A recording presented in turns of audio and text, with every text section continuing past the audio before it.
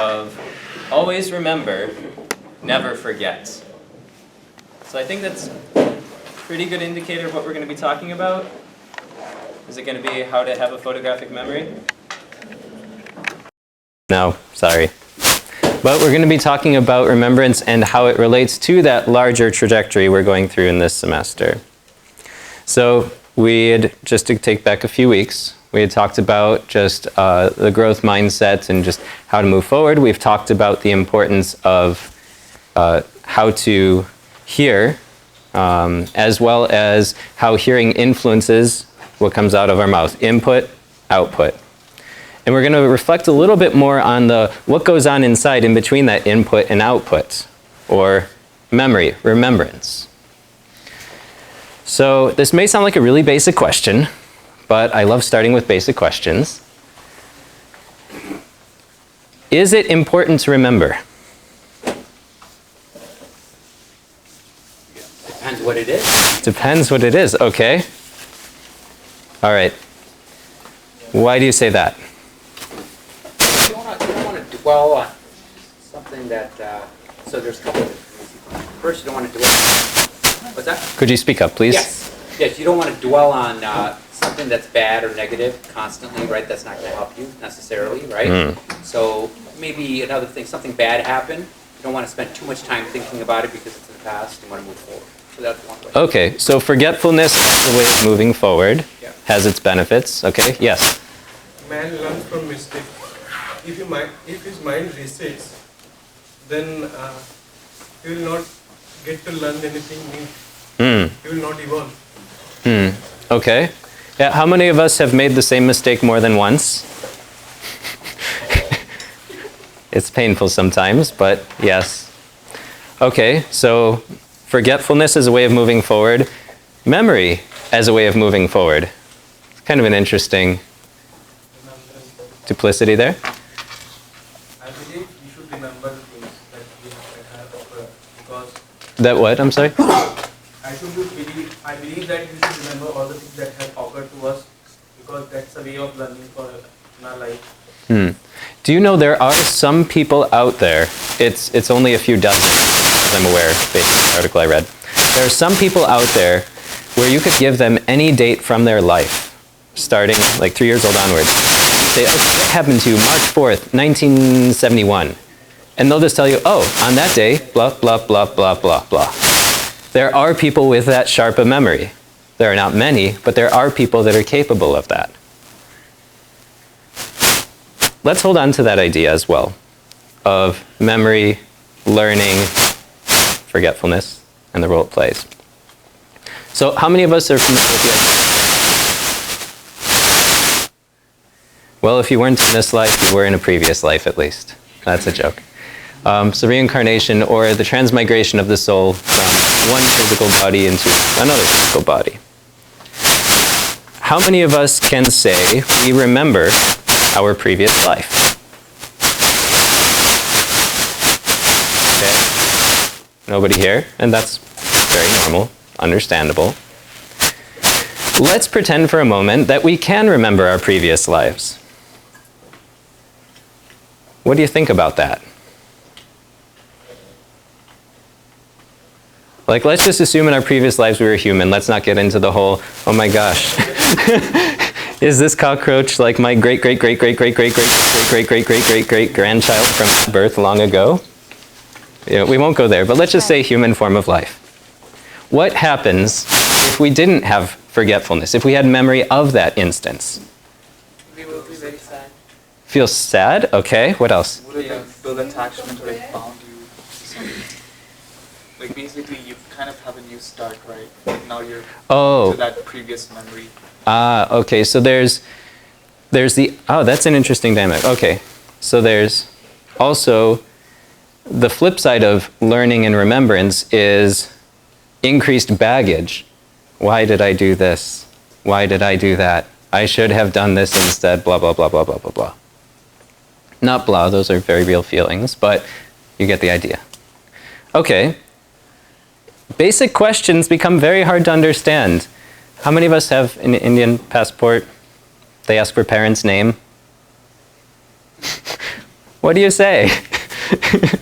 Previous birth parents. Yeah, like, oh, this is my mother and father in this birth, but this is my mother and father in this birth. And it gets very confusing. It gets very difficult to navigate the world around us, right? So in that instance, forgetfulness can be a blessing. It allows us to progress, the fresh start that you were talking about. So where all this is going is that memory, or the absence of memory, has very specific functions. We remember things that we don't want to remember. Sometimes we forget things that we want to remember. When we are conscious of what we want to remember, let's talk about our studies a little bit. Do we remember things that we study? It's all volatile. It's very volatile, that's true. How many of us remember anything we've studied this week? Okay, good. How many of us are in midterms right now? Just finished. Okay. Okay, how many of us? Okay, so midterms and then forgetfulness. Yes. Done. Okay. So before midterms, if I had asked, what did you all learn this week? Or how many of us remember what we learned this week, I mean? We all probably would have raised our hands, right? Why? Why would we say we all remember what we learned that week? This week, maybe a little more relaxed or checked out. Why? Doesn't leave an impression on us. Doesn't leave an impression?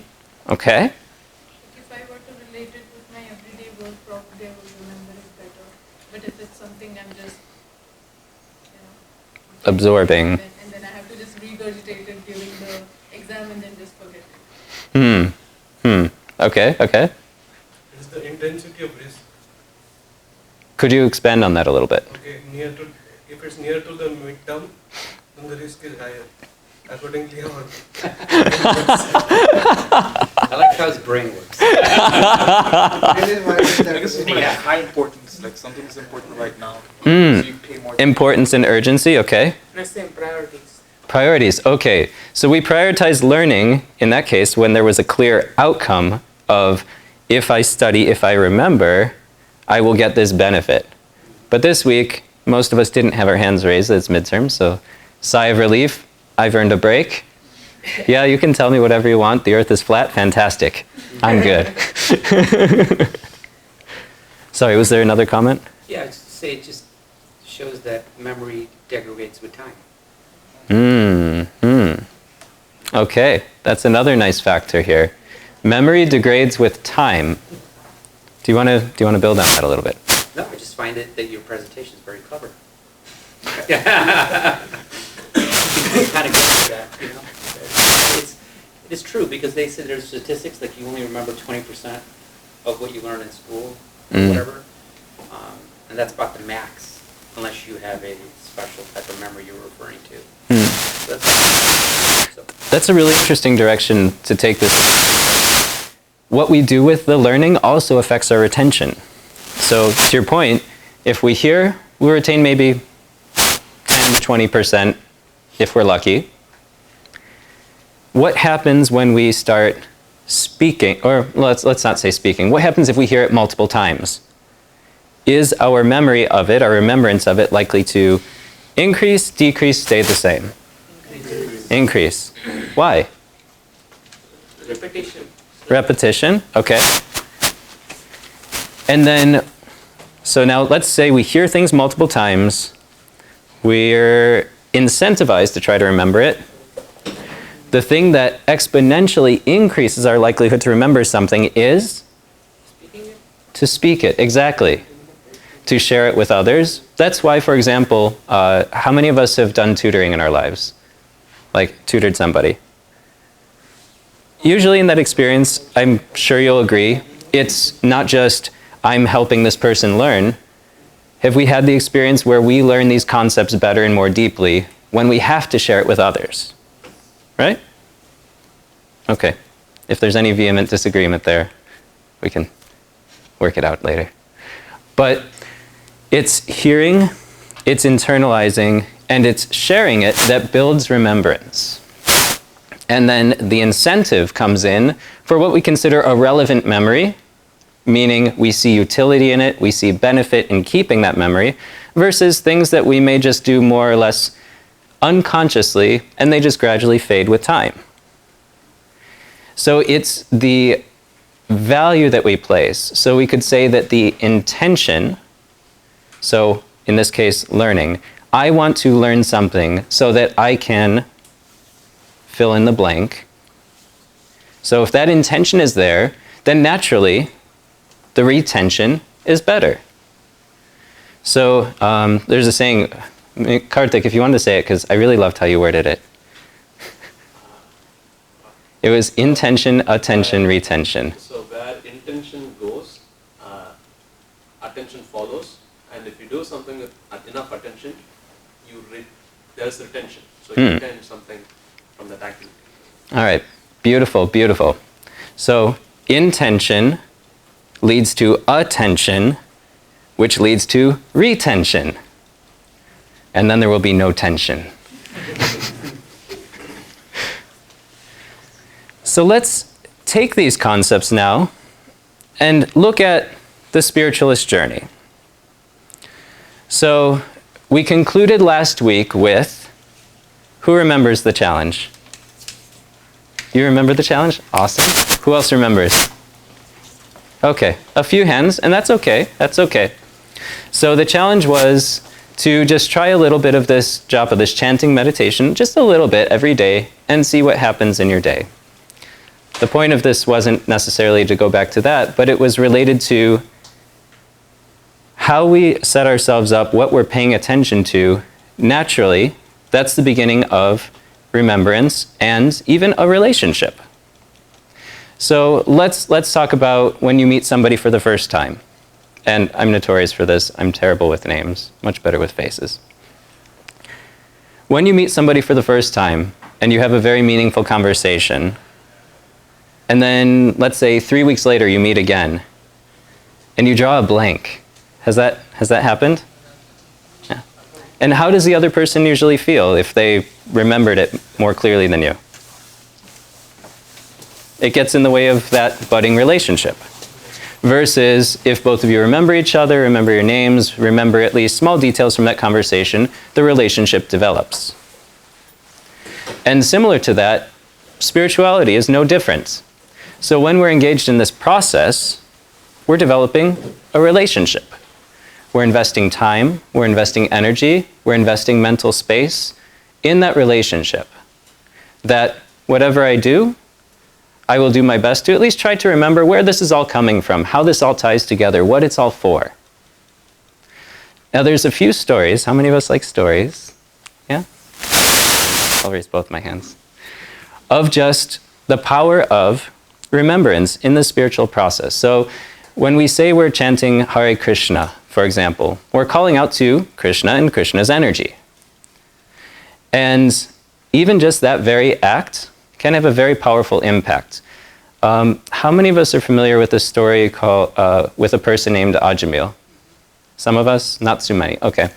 So there's a scripture called the Srimad Bhagavatam, or Bhagavat Purana.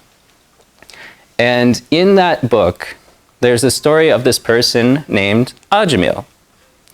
So Ajamil grew up in a pious family, and he was very dutiful to his parents, just growing up as a young man. And then, just by chance, in the forest, he saw some things that we might today call XXX rated content. And that kind of messed with his mind, and suddenly he started moving away from his more, we'll call it, pious activities. And he cast away his wife and started living with a prostitute and started gambling and killing people and, you know, all sorts of wonderful things that are not typically associated with somebody who grew up in that kind of environment. So at the age of around 80 years old, he had a small child. So he was really into life. He liked life. And he was on his deathbed. And he had named his youngest son Narayan. Just kind of these glimmering memories of his previous past, just performing these kinds of pious activities. So a little bit of that memory was there, so he gave his son a name of God. And when he was on the bed, he was laying on his deathbed, and then he saw these really fierce, terrible-looking creatures, these humanoid creatures with just big teeth and big claws and like, rah, called Yamadutas, so messengers of Yamaraj, death messengers. And there's a picture, because there was a photographer there at the time, and I'm joking. According to descriptions in these books, many artists have portrayed such images, if my computer will cooperate. Anyways. And out of fear of seeing these really terrible beings coming to him, he just shouted, like gasped, because his throat was starting to choke up. That's just what happens when people start to leave their body. He called out Narayan. And do you know what happened then? He was calling for this little boy that he loved very much. But you know what happened? These terrible beasts, these death messengers, were stopped in their tracks. Because if we don't develop a God conscious, then we're going to be back in a body and repeating ourselves, right? Because the point of spirituality is to transcend our bodies and stop with this birth, disease, death, old age and death, right? So that's the purpose of spirituality. So Krishnananda has nicely portrayed to us is the importance of that, right? And so the next question is, so how do we develop that, right? So we can all name our sons Narayan or Krishna or whatever, right? But that's really not the point, right? Because, so what happens? So if you engage in Krishna consciousness or you engage in God consciousness, you develop a spiritual practice on a consistent daily basis that will help you remember your spiritual nature at the time you die. Mm. And when that happens, then you transcend these bodies, right? Yeah? Beautiful closing. Oh, yes, Mahendri. I just wanted to share some of my experiences or like thoughts when I came to realize about this was that when you squeeze an orange, what comes out? An orange juice, right? Orange juice, yeah. It's about practice that makes you perfect of sorts. So whatever you practice is what you remember. So when in our everyday life we'll have things, okay, I forgot this. So what phrase do we use? Oh shit. I mean, censored, but if we do something wrong, what do we use? Oh, F dash dash dash dash. So there are certain terms that we use and that we re-emphasize every day. And one really life-changing point was, do I really want to carry that with me throughout my life? So that's when I kind of made the change where, I still don't say, oh Krishna, but I probably say something else, or, equivalent of that in my regional language is like Kadavali, which is like, oh God. So, just making that small change and being mindful of these small things in life really helped me to take that one step or like maybe half a step towards that direction.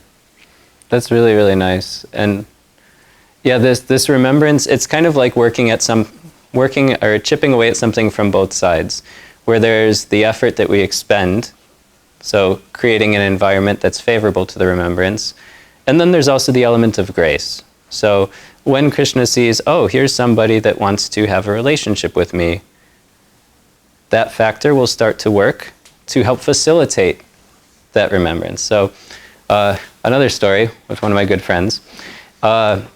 So earlier on in his spiritual journey, he came up to me and said, when I have problems, it's so easy to remember Krishna. And then maybe I ate too much halwa that night, but I was just in a very silly mood. So my response to him is, oh, you remember Krishna when he gives you problems? That's what he's going to keep giving you. Beautiful though. Yeah, I kind of remember saying it, but I was still shocked that I said that, because normally I'm a little more reserved than that.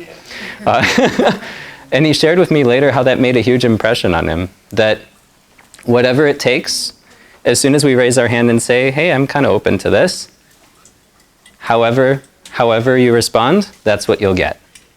Because Krishna just wants a relationship. We, in some degree, want a relationship. We want lots of other things too. But relationship is part of that. And so gradually, you'll be getting fed things that fuel that relationship, provided that our intention and attention are there so that we can retain this awareness and avail ourselves to those opportunities. I'm so grateful to you, Karthik, for saying that, those 3 words. So Edward, so in this, so we're constantly like blasted with information. Not necessarily that's helpful, but it's information, right? And so the impressions that are going in our mind, this is to your point, right? Is it can be, I mean, they're all over the place. And so we have a responsibility as individuals, what he was saying, is to figure out what is it that we want to accomplish. That's why the fundamental, the first thing we talked about is, are we a body or are we a soul? So for a soul, understand what's good for that soul and what's bad for that soul. Not necessarily saying stop watching Netflix and stop playing video games. That's not the point. The point is that you realize that you need to develop a balance of the two, right? Because if you don't develop your spiritual impressions and they're all just material impressions, well, you'll be here developing these spiritual. You'll be sitting in this classroom your next life. Right? Does that make sense for everybody? So the purpose here at our age, right? Now, I shouldn't say our age, your age. It's my age too, because I'm new to this too. So you want to develop just some sort of remembrance or a practice that starts to create those spiritual impressions. Mm-hmm. You're that's totally right. As you start to create those little spiritual impressions, Krishna will start helping you create a little bit more spiritual impressions. And so then, when you look back, and you're my age, you look back and you go, oh my gosh, okay, so now I have a very balanced impressions. Right? Balance. That's what we're looking for. You want to be successful materially, and you want to be successful spiritually. That's why we're here. That's why you're at IIT, and that's why you're at Vedic Vision Society. You guys are special people, right? It is. This is very, you guys are special to be sitting in this room, because there's a lot of people here that go to IIT, but they're not sitting in this room, right? So the secret here is, since you guys are already here, take something with you, which is, I'm going to try to create some spiritual impressions in my life. Mm. And I think that's a fantastic transition to some beautiful spiritual impressions led by Girish. So we'll transition to the kirtan. I'd like to thank you all so much for your kind attention and hopefully retention. But if nothing else, at least retain the beauty of this musical meditation.